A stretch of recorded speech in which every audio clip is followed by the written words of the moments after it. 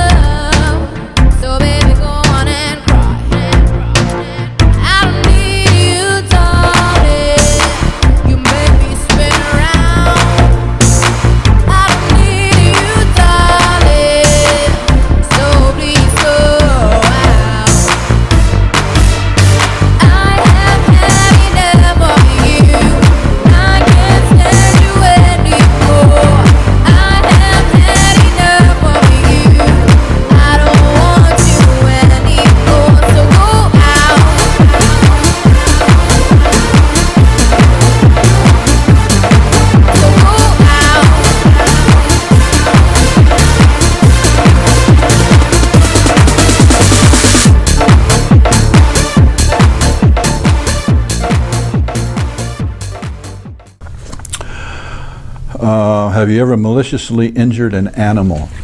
Most departments require their people to undergo psychiatric evaluation, but maybe some departments don't have the money for that. They just want to know, are you abusing cats and dogs? Unlawful sexual activity is a big thing. Okay, they want to know about child pornography. They want to know if how many times you watch pornography at all on the internet, how many times a week, how many times a month, how many times a day. Then they ask some things that when I read them, I'm going, holy moly. For example, have you ever had any form of sexual contact with an animal? Here's one for you. Have you ever had sex with a dead person or a person who is in a coma? Well, if you have, do not apply. Ever had sex in public? Of course, the thing about the child sex, child pornography, a big thing on all the departments. You want to know about that. Peeping Tom, drugs are a big thing. And I'll just tell you, departments have their own cutoff. Some departments, they want to know what, because there's so much drugs out there, so much drug abuse and experimentation. A lot of people do that. Okay. So it's not uncommon to find people who are applying for these jobs who have experimented with narcotics. Okay. And then some departments have different cutoffs. Some departments say they want to know within a 5-year period, or some departments say within 3 years. Some departments will say within the last year. And then some departments, they have absolutely no tolerance for it at all. Okay. If you've ever used it, they don't want it. No, they're not going to hire you. Okay. So, and they don't tell you that in advance, but you could probably glean that information from your background investigator. But it just depends on the department. And they cover all the drugs, all of them. Here in California, you can use marijuana recreationally. It's still against the law federally. But if you're smoking weed on the day that you come in for the exam, they're not going to hire you. They're not going to do it. So if getting a government job like a police, fire, probation is something that you really want to do, you're going to have to give yourself some cleanup time. You're going to have some time away from the recreational drugs. Otherwise, you just might as well go get yourself a job somewhere else, because they're not going to hire you. And like I said, departments have different cutoffs: 5, 3, 1 year, and then some no tolerance at all. So if you were, let's say you used marijuana a few times 2 years ago, and the department you're going for now wants to know within the last year, then you can say no, I haven't used any drugs within the last year. and they want to know not just have you used, but were you ever in a place that they were sold? Did you ever transport for someone? Did you ever help somebody package it? Did you ever hold? Did you ever help somebody? You know, like you may not be a heroin user, but let's say you have a best friend who is, and you help them by tying off their arms so they can inject themselves. You know, they don't, you know, that's not going to fly. So they really get involved into the narcotic use. Okay, so and all these background and polygraph packets, questionnaires are basically the same thing. Like I said, some of them go into more detail than the other. So why are they asking these things? If they know that a lot of people are going to use and have used, not saying going to use, but have used, I mean, the application pool is going to get really thin if you're going to have absolutely no tolerance. I mean, you don't. I mean, people. I mean, why are they even making you take a polygraph test? I mean, that's probably a good question. Why are they making you do that? Because I mean, they don't want to hire angels. I mean, there's no angels here on earth. They're all up in heaven. They're not down here on earth. People do stupid things because they're not thinking. They don't realize that it could ever come back to bite them in the butt. And so they ask these questions, prying into your closet. They want to find out what you've got hidden away in there. It's not so much, a polygraph is not so much to find out what you put on the application is true. It's also, they want to find out what it is that you're not telling them. Okay? What it is that you're concealing. What are you trying to hide? What are you keeping away in that closet that you're not going to let out? And let me tell you, right from the very get-go, you're not in this boat alone. I mean, the people that are going to be doing the hiring and firing at the department that you're going for, they've got skeletons in their closet that they don't want coming out either. I mean, that's just, it's called life. It's called living life. And if you think about it for just 1 second, if you were in charge of hiring, would you really want a department of only a bunch of people who had no life experiences, who lived inside a house all their life, and they never walked outside into the open? No, I mean, you want people that have life experiences, people who have been around the block a few times. You don't want someone who's had a lot of life experiences, though. I mean, you really don't want a methamphetamine user hiring him immediately as a probation officer or a fireman. You know, you don't want that kind of life experience.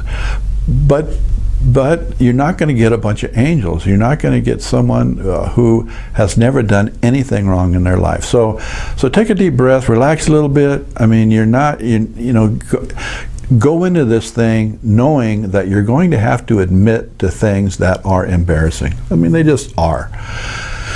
And you're not alone. I've had to take polygraph exams. Many people in government have had to take polygraph exams, and so they just give it up. I mean, they just, okay, yeah, I did it. I was stupid. Yeah, I did that, but I don't do that no more. I don't do that no more. I did that back then. That was then. This is now. I don't do that. Okay? And that's what they're looking for. They want to find out what it is you've got in the closet. And mostly what they want to find out is, do you have honesty and integrity? Are you honest, and do you have integrity? Because when you get hired, they are going to teach you how to do your job. They're going to teach you how to do it. But what they cannot teach is honesty and integrity, because those are behavioral characteristics that they're looking for in someone. And so they're trying to find out, are you going to be honest to such a degree that you would place this job opportunity in jeopardy? In other words, would you say something, would you admit to something knowing that you might not get hired? Like I said, if you've been smoking dope the day of the exam, or you've been snorting, cocaine, a couple weeks ago, they're not going to hire you. I mean, don't even come in here. You're not going to pass. You're not going to get hired. Okay, you got to get yourself some cleanup time. But they want to know, Can you be trusted? Are you going to be honest? Speaking from, I was a cop for 25 years. Speaking from that place, when you go to court and you testify and you raise your hand and you say that you promise that everything you say is the truth, the whole truth, and nothing but the truth. When you say I do, they expect that to be true. They don't want no second guessing. When you go into a judge's chambers to try to get a search warrant signed and you raise your hand and swear to the affidavit there, is everything in this affidavit true? Yes. And they gotta know that. If they ever suspect that you cannot be trusted, man, you are washed out. You just might as well, get yourself another job, because your honesty, your word, that's your bond, and that's what they're trying to find out. The people that I saw get in trouble, who were cops, they never got fired for what it was they did. The ones that I personally knew, always got fired for what they tried to cover up. Had they just admitted to what it was they did, yeah, they would have got slapped on the wrist. They probably get some time on the beach, get a little suspension, but they wouldn't have got fired. But when they catch you in a lie, man, that's it. That's it. So when they give you this background polygraph packet, be thinking. If you lie, you come in here and you lie and say, man, you know what? You come in, you take my test here, and it's obvious that you're holding back, and then you tell me, oh no, man, that I didn't lie. That thing don't know nothing. that instrument's all wacky. No, it ain't wacky, man. You're holding back. And so when I tell your department, the guy, there's something going on there. I don't know what it is, but he's not being truthful in this category or that category or whatever. And you don't come clean on it, and they're not going to hire you. I'm telling you, they're not going to hire you. It's better just to come in and say, yeah, I snorted coke. It was 6 years ago, 7 years ago.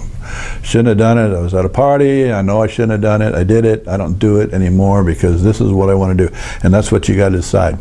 If this is the career that you want, and you really, really want it more than anything, then that's what you've got to strive for. You've got to get rid of the old you, okay, and get it together. Get your stuff together.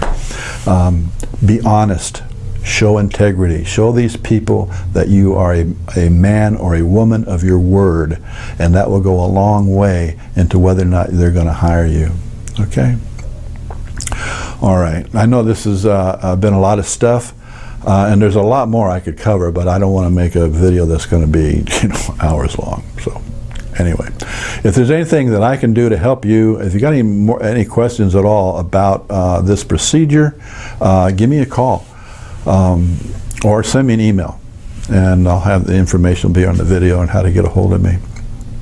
Okay? All right. Well, that's it for now. We at MVP wish you and your family the very best. Okay, Joe Bob, cut it, stick it in the can. We are out of here. Cut it, stick it in the can. Yes, cut, stick it in the can. No, Joe Bob, I don't mean the toilet. I don't mean the bathroom. The can. It's a filming term. Cut, print, stick in the can. Then we take this can of film and we send it out to the different theaters so that people can watch it.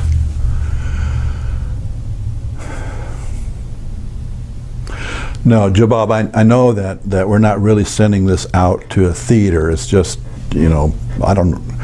Well, yeah, maybe not that many people are going to watch it. I don't know. Maybe there will be. Maybe somebody will be interested. But that's not the point. That's not the point. The point is, when I said put in a can, I don't mean the bathroom. And it was just a term. We don't really have a can. Forget it, Joe Bob. Forget it. Hey, Joe Bob, what do you think about that opening? We got the music thing going on there, and got some pictures, you know, of people who have been less than candid, so we say. Yeah, pretty good. Like that? Yeah. Yeah, think it'd be good. Well,